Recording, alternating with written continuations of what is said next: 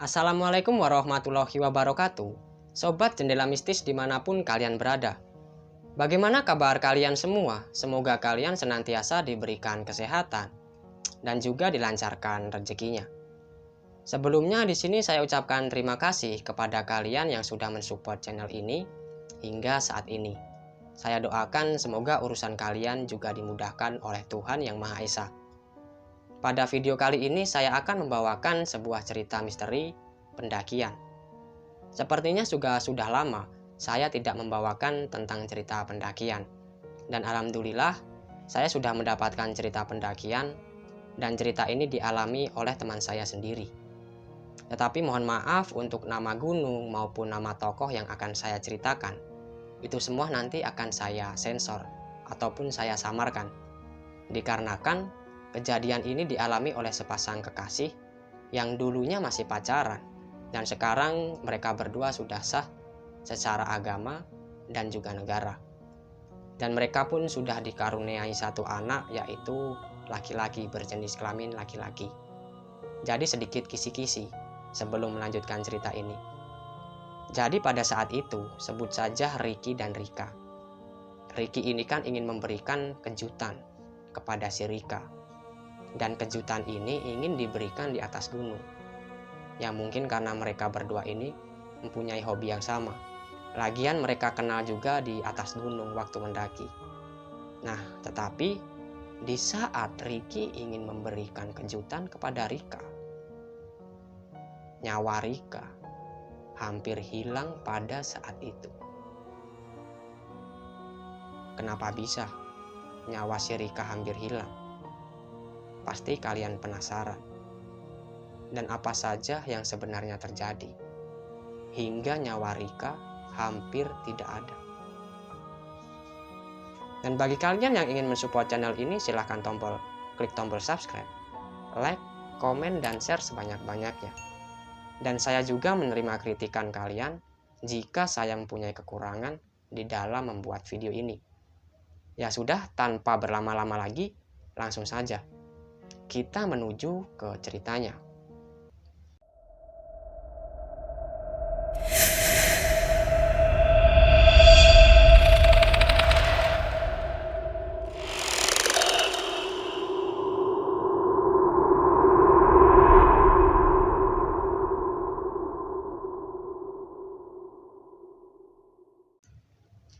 Ya, seperti yang saya ceritakan tadi, jadi untuk nama toko ataupun nama gunungnya akan saya samarkan. Sebut saja dia Ricky dan Rika. Ricky dan Rika ini adalah sepasang kekasih yang sudah menjalin hubungan kurang lebih selama 4 tahun. Mereka berdua ini bisa dikatakan penikmat alam. Dan entah kenapa mereka tidak ingin jika disebut sebagai pendaki lah. Saya juga tidak tahu apa yang mereka maksudkan. Singkat cerita, pada malam minggu tepatnya, ya seperti pasangan kekasih pada umumnya, Ricky dan Rika ini sedang melewati malam minggu, nongkrong di salah satu kafe yang ada di daerahnya. Ya ngobrol seperti biasalah. Setelah itu, Ricky ini berkata kepada Rika, "Yang, kita kan sudah lama tidak naik gunung. Bagaimana kalau minggu depan kita agendakan? Nanti kita minta cuti bareng ya kurang lebih selama 3 hari lah, agar kita bisa menikmati perjalanan kita juga kan." Nah di situ Ricky pun menjelaskan kepada si Rika kan. Si Rika ini menjawab, memang mau naik ke gunung mana? Pertanyaan Rika kepada Ricky. Ricky pun menjawab, ya di gunung inilah. Nanti di situ Mas ingin memberikan sebuah kejutan lah kepada adek. Nah di situ mendengar pengucapan dari si Ricky, Rika pun sedikit penasaran. Memberi kejutan? Kejutan apa ya? Di situ sedikit Rika ini sedikit bingung dan juga dia sudah merasa, wah, ini pasti akan memberikan kejutan istimewa untuk saya. Itu yang dikatakan si Rika. Dan akhirnya Rika pun menyetujui, ya sudah, jika nanti minggu depan kita bisa mengajukan cuti selama 3 hari. Minggu depan kita berangkat ke gunung itu. Itulah perkataan Rika kepada Ricky kan. Singkat cerita, mereka sudah berbicara, sudah makan malam juga. Akhirnya mereka pun pulang dan si Rika ini diantarkan ke rumahnya oleh si Ricky. Singkat cerita, hari Senin pun tiba. Mereka berdua ini mengajukan cuti bareng selama 3 hari, yaitu dari hari Rabu, Kamis, dan Jumat. Di situ mereka sudah di ACC sama atasan mereka. Singkat cerita, keberangkatan pun tiba. Jadi kurang lebih di jam 7 pagi, Ricky dan Rika ini sudah berkumpul di rumahnya Ricky. Ya, segala barang, logistik, maupun alat-alat yang dipergunakan untuk mendaki sudah mereka siapkan semua kan. Dan tibalah di jam 9 pagi. Di jam 9 pagi, Ricky ini berangkat menuju gunung yang mereka maksud kan. Nah, singkat cerita mereka berjalan. Tiba-tiba si Ricky ini kan berpikir seperti ini. Gimana kalau ini saya mampir dulu ke tempat Bibi, lalu besoknya kami baru mendaki. Seperti itulah yang dikatakan Ricky di dalam hati kan. Dan Ricky pun tidak berkata kepada si Rika bahwa ingin mampir sekedar silaturahmi lah ke tempat bibinya kan.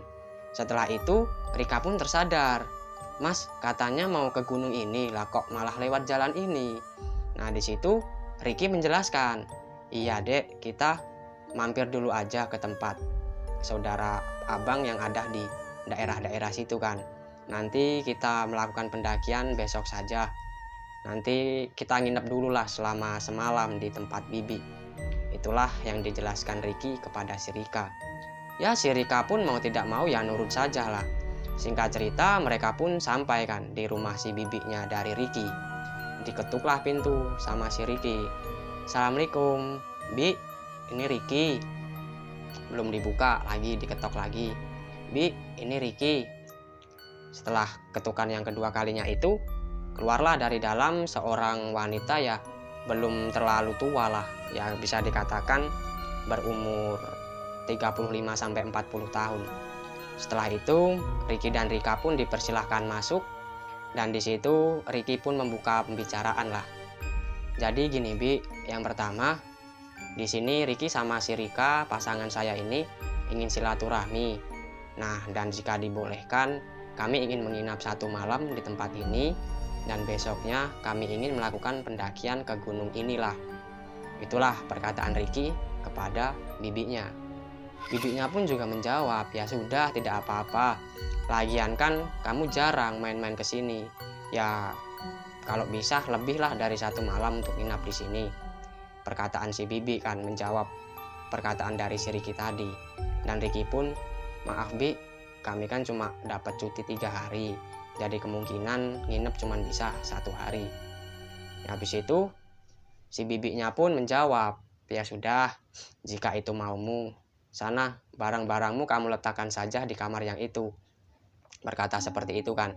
Setelah itu Ricky dan Rika pun meletakkan barang-barangnya di dalam kamar. Setelah itu mereka istirahat. Ya, singkat cerita malam pun tiba kan.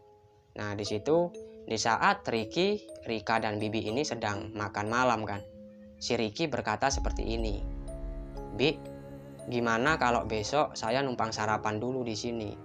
Jadi saya sarapan di sini. Ketika kami sudah sampai di base camp, kami bisa langsung naik. Ya biar tidak ketemu malam." Itulah perkataan Ricky kepada bibinya. Ya, bibinya pun tidak merasa sungkan dikarenakan Ricky kan salah satu saudaranya juga kan. "Ya sudah, tidak apa-apa. Besok sarapan dulu saja. Kalau sudah sarapan baru kalian berangkat menuju gunung itu." Singkat cerita, makan malam sudah selesai, pagi pun tiba. Di jam 6 pagi tepatnya, Ricky, Rika, dan bibinya sedang sarapan di ruang tamu. Setelah sarapan sudah selesai, ya mereka, Ricky dan Rika ini mengecek kembali barang-barang mereka yang akan dibawa untuk mendaki kan. Merasa semuanya sudah lengkap dan tidak ada yang ketinggalan, Ricky pun pamit kepada bibinya. "Ya sudah Bi, sebelumnya terima kasih ya udah ngizinin saya sama si Rika untuk nginep di sini dan juga sudah diberikan sarapan." Itulah perkataan Ricky kepada bibinya. Bibinya pun menjawab, "Alah, kamu ini kayak sama siapa saja. Nanti jika ada apa-apa hubungin saja Bibi. Ya semisal kamu gak jadi naik atau ketika kamu mau turun nanti tidak ada yang jemput ataupun kehabisan bensin, ya hubungin saja Bibi. Kamu masih punya nomor Bibi kan? Perkataan Bibi kepada Ricky.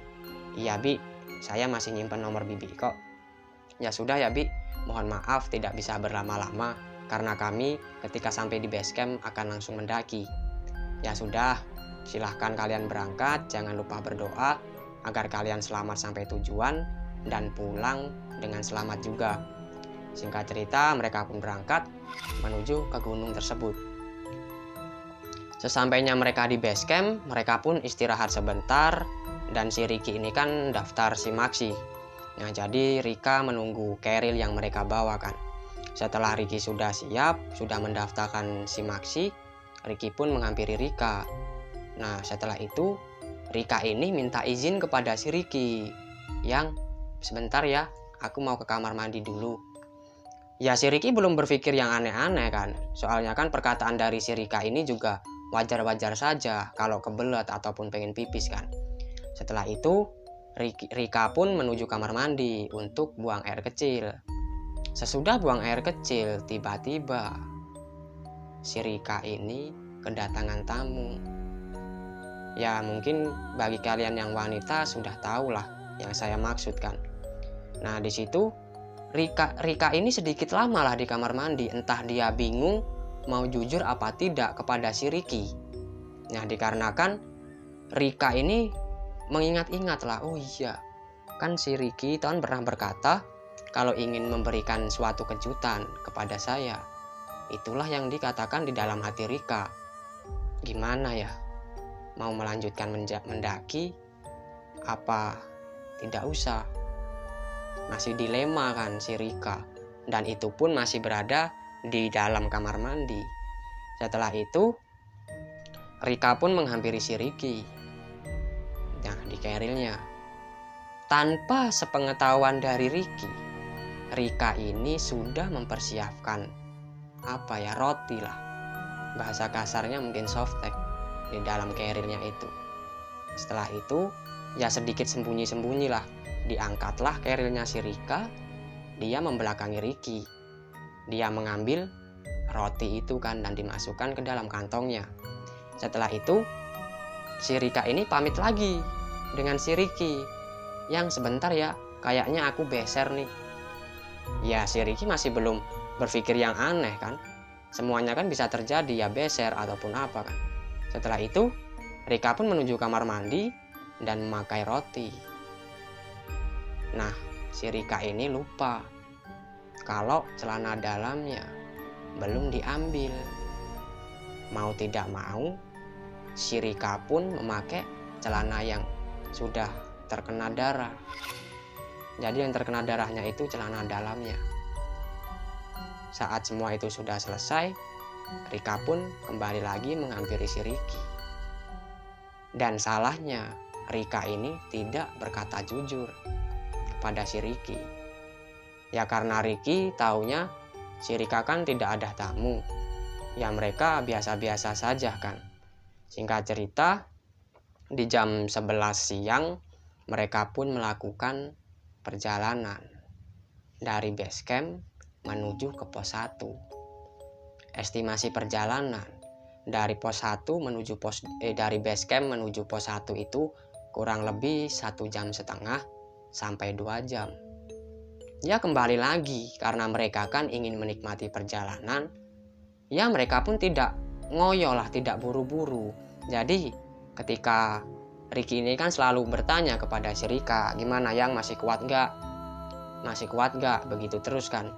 Setelah itu tibalah sebelum di pos 1, Rika ini berkata kepada Ricky, yang bentar kita istirahat aja dulu di sini ya sekitar 15 menit. Aku capek. Ya si Ricky pun belum berpikir yang aneh-aneh kan. Ya belum tahu juga kalau si Rika ini sedang dapat. Istirahatlah mereka di situ kurang lebih selama 15 menit. Tetapi kalau dipikir-pikir secara logika ya, itu kemungkinan bukan capek yang dirasakan oleh si Rika, yaitu kram pada perutnya. Ya, bagi kalian yang wanita pasti tahulah bagaimana rasanya kan. Setelah mereka beristirahat, mereka pun melanjutkan perjalanan kembali untuk menuju ke pos 1. Ya, masih belum ada gangguan-gangguan yang aneh. Dan mereka pun sampai di pos 1. Si Ricky ini berkata kepada Rika, "Yang, kamu kan sudah saya suruh buat bawa kompor portable. Coba dikeluarin, Mas mau bikin kopi sama sebat dulu lah. Nanti kalau kamu sudah lapar, ya kamu bisa masak mie." Perkataan Ricky kepada si Rika.